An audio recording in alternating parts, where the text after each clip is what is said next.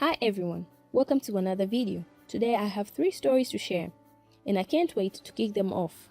Okay, here's the first story. My parents passed away 8 years ago. I was 30 at the time and my younger brother Kevin was 20. Losing our parents at such a young age has been difficult for both of us, but probably harder for Kevin because he was such a young adult. Upon their passing, we inherited their home, a paid-off beach house in California. I pleaded with Kevin to keep it with me as a joint asset. Honestly, my motive was looking out for him. I was also afraid that if Kevin received his one and only inheritance in one fell swoop when he was only 20 years old, he could spend it all immediately and have nothing left for his future, especially because I knew he was grieving and being 20, he was in his natural party phase of life. I was not rich at all, but was satisfied with a steady job. My wife and I are both nurses. We have purchased an apartment together a few years ago. I saw the beach house as an appreciating asset, an opportunity to generate a decent amount of monthly income that both my brother and I could use. Plus, who doesn't want a beach house in the family? We both lived in San Diego, which is a 2-hour commute from the property. I saw it as an easy way to generate some steady income, but my brother wanted to cash out and move to LA. Despite my begging, my brother didn't change his mind. The beach house appraised at $500,000, and my wife and I decided to buy him out, so we ended up getting a $250,000 mortgage. My brother got his check and did the things I hoped he wouldn't. He started with buying a new $50,000 SUV, moved to LA and rented a luxurious apartment with his friend. I didn't hear much from him for the next 3 years. He partied it up and used the remainder of his money, then moved to Vegas for a while. Finally, he came back to San Diego last year with nothing. As for me, keeping the beach house has not been easy. It cost us a lot of expenses and we had bad luck with lousy tenants. We couldn't really afford the mortgage, and I feel like we wasted so much time and went through unnecessary struggle. The good news is, the house is probably worth over $600,000 now. We have 2 kids who are 3 and 5, and my wife is pregnant. Our apartment is getting crowded to say the least. So we are thinking about cashing out on the beach house and sell our apartment to buy a house to fit our growing family. I mentioned my intentions to Kevin, and he went crazy. He said, "You can't sell the beach house. That home is all we have left in our family," which is absurd. We didn't grow up there. Our parents bought that house 5 years before they died with settlement money. I never lived in it, and Kevin only lived there for less than a year. He says everything I said about keeping it in the family was a lie, so I should probably sell it back to him for what I paid. I know what his motives are, but I do feel pity and guilt for him because it seems like he's finally dealing with the grief of our parents' death and emotionally holding on to the house as a piece of them. I'm not giving it to him. My wife won't let me. But I do feel kind of bad for this whole situation. Please let me know in the comment section down below what you think. Let's check out some comments from this story. One commenter says, "You don't have to feel bad. 20 years old is definitely old enough to make reasonable decisions, even if he's grieving.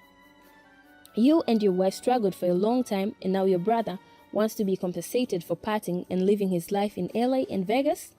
You do not owe him anything. You have little kids and a wife to take care of. Plus, I don't think your wife is going to take that kindly. I can see marital problems in the future if you decide to help your brother." Other commenter says, "He chose to give up all the claim to their house years ago. If he regrets it now, that's his fault. You need to prioritize your wife and kids. Besides, it seems like he has no money to buy it back even if he wanted to. It doesn't make sense for him to expect to have the house back for its previous value when it's now worth over $600,000. Okay, that brings an end to story 1. So let's move on to story 2. This happened a while back. My husband and I still talk about it sometimes. He's on my side and most of our friends and family are too. However, when it happened, it was like a war between us and his co-worker. I've been playing the violin for 20 years. I know violin values and whatnot very well. I'm very into the violin market. At my husband's old company, he was hanging out with co-workers one day after work, and he mentioned that I played the violin. One of the co-workers, who I guess is very popular at work, said that her dad passed away and she was selling his things. Her dad had a violin and asked my husband if I'd be interested in it. My husband sent me a text and I told him to have her send me the information on the violin and how much she wants for it. The next day, she texted me the pictures of the violin and its original receipt. The violin was in mint condition. She had the original receipt, which was crazy. I asked what she wanted for it, and she said she did some research online and she thinks $5,000 is reasonable. I texted back and told her that I'll buy it for $5,000 and went to pick it up. The violin had no sentimental value to her. So here's the problem. The violin is worth approximately $40,000 depending on the buyer, which I knew. When I got the violin, I told my husband the price I paid and what it was actually worth. He was shocked. 1 week later, his co-worker tells my husband that she just found out what the violin was actually worth, and now she wanted it back. My husband said to his co-worker, "Well, my wife really likes the violin, and she knew it was worth $40,000, which is why she was surprised you offered it to her for $5,000. She really likes it, and I don't think she'll sell it back, but you can ask her." He probably shouldn't have said that, but he was caught off guard with it and it's not his fault. His co-worker contacted me and asked if she could buy it back. I said, "Sorry, but I can't do that." She then said I scammed her and she was going to sue me and take my husband to HR for being part of the scam, which was stupid, but she actually contacted HR. They said it's not their problem and it needs to be solved between her and I. Over the next few months, she made things very uncomfortable for my husband at work. She would bother him constantly about it. He eventually had to go to HR for harassment and they actually fired her. He complained several times and she was warned but didn't stop. She contacted me a couple times about it too, so I got a restraining order for harassment. I blocked her and haven't heard from her since. Am I the one to blame here? Let me know in the comment section down below. I have an update to this story.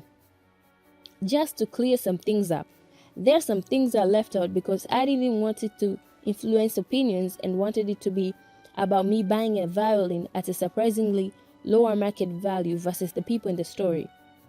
I did include the fact that my husband's co-worker was harassing him at work. Not to make her look bad, but because I thought it was relevant to the story. Here are some details I did not include in the story. My husband's co-worker and her dad were not close at all. So those people saying she was grieving and I took advantage of her, that's not the case. When I went to pick up the violin, she was telling me she hadn't talked to her dad in 5 years and was actually annoyed that she had to deal with the funeral. Her dad bought the violin new and never played it. Luckily, it was kept in a closet and not in the basement or attic. There's no issues with the violin.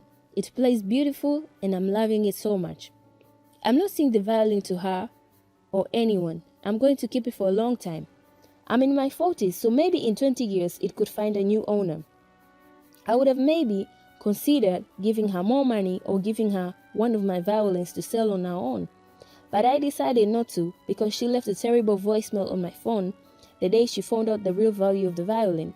She demanded that I give it back like she was entitled to an object she didn't care to keep. She called me a piece of crap, called my husband a piece of crap, and threatened me saying she would do bad things if I didn't sell her the violin back. And to those people who say they would have told her the real value, I don't think so. If you went to a garage sale or estate sale and saw an item worth $1,000 priced at $100, there's no chance you would walk up to the homeowner and tell them they mispriced it. You would buy the item and then tell all your friends and family what a great deal you got. Don't tell me you wouldn't do that. I do not feel bad about buying a beautiful violin at a steal of a price. I was curious what others would think and it looks like I'm not the bad guy here. I think I can play the violin without feeling guilty now. Not that I was feeling super guilty before, but now my feelings are justified. Let me know your opinion on the story in the comment section below. Let's check out some comments from this story. One commenter says, "You do not have to feel guilty. When you sell something, it's your responsibility to know or determine the real value. not the person you're selling it to. This isn't some random person selling something on eBay. Another commenter says, this is a co-worker of your husband who probably assumed it was a happy coincidence to know someone who was interested in buying the violin. You did not share the important information for personal gain? Okay, let's move on to story number 3 now. My partner and I are not married but have been together for 5 years. He has 2 sons, aged 18 and 16, and I have a 17-year-old daughter. My partner and I were thinking about moving in together, but my daughter was worried about living with men, so I've always waited while working with her therapist. However, in February, my partner had to come live with me due to a financial problem, and we could no longer maintain 2 houses. My daughter's anxiety went up, but it was not as bad as what it has been before, and we are doing the best we can on that matter. In addition to my house, I also have a condo in a major city. It is a luxurious condo in an expensive area and is worth a lot of money. I used to spend a great deal of time there, and my daughter and I considered it our second home and a safe place to be in when we wanted to be away from whatever was bothering us. Anyway, I can approve guests to use that room without me. And since my daughter turned 17, I approved her to use it freely for herself. She's planning to go to university in the city and she's going to be living there next year. My partner knew a little about the room, but now his sons have found out about it. They're now begging me to give them the access to that room. I don't want to and will never do. That room has always been a space for me and my daughter, so that we do not have to deal with men and get away for a bit. That room has been my daughter's escape route after an incident at her school a few years ago, and will be her primary home next year. For these reasons, I feel that I should keep the access to that room to only me and my daughter. Now my partner's sons, backed by my partner a little bit, are saying that we are family and it is a family asset, so it should be shared with all family members, not just my daughter. I do not agree with them. Honestly, I think it's creepy that my partner thinks that the teenage boys deserve and are allowed free access to women's spaces, especially one that is basically a teenage girl's bedroom. I really don't know what to do. Let me know what you guys think in the comment section down below. Let's check out some comments on this story. One commenter says, you shouldn't feel bad at all about this situation. It's not a family asset. It's your asset and you have given access to your daughter because of emotional needs and also because she'll be living there next year. Don't change your mind on this just because your partner and his sons think it needs to be shared. Your partner is a jerk for not backing you here and for not respecting your decision. His kids don't have any respect towards you and your daughter. If you decide to marry this guy, you need to get a prenuptial agreement or he's going to take it for his kids and whatever else he feels is his. Okay, that brings an end to his story. I'll catch you guys in the next video. Thanks for watching.